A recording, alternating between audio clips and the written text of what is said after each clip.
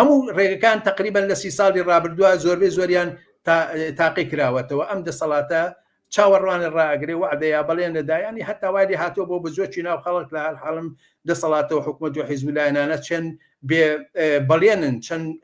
دەیان جۆک لەسەر سەکردە سیاسەکانی ئەحزابی سیاسی و حکومەت و لایەنەکان هەیە لەسەرەوەی کە هیچ باشیان نییە لە هەوەیکە لە شەو ڕۆژێکە دەدرۆکەن بۆ خەڵکەیە دەجا بیان خڵاپێنن دەجا کڵاویان کە لەسەر ئیتر وەختی وەشاتۆ کومەڵی کوردستان ژۆ پرسیارە زیدی بکە بۆ گۆڕانکارێکی ڕیشەیی و بۆ گۆڕانکارێکی شۆڕژێڕانە پێویستمان بە ئامڕازێکی شۆڕژێڕانە هەیە پێویستمان بە ڕێکخراوی شۆڕژێڕانە هەبێ کە وڵام بداتەوە ئێمە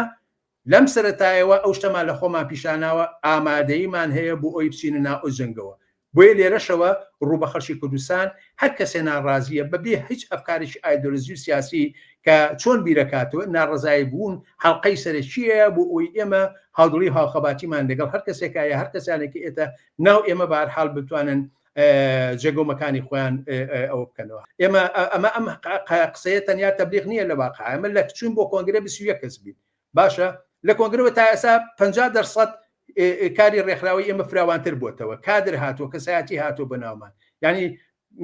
براوانکردنەوەی ئەم ئاڕاستەیە ئیشکردن لەم ئاسا بەم شێوە شاقووریە بەرحاڵ دەستی ئێماگەێنێ بە هەموو کارکتەرەکان یا بە زۆربیان شخصیەتەکانی شار و شارۆچکانی کە بتوانن بەشێ بن لەم دینامیزمی گۆڕانکاریەکەیش باشین زەرفێت کە ئێمە بە کۆمەلگا داوای ڕێکخراوە بوونەکەین خۆشمان و نەخەڵکە ناڕازیەکەش یەکێ لە مەرجی سەرکەوتنی خەباتەکەیەوە خۆی لە ناوخۆیان ڕێکخراو بێ کە ئێمە لە هەوڵی ئەو بەجێبەجێکردنی ئەو پەیام و ئەرک و ئەولویاتانەی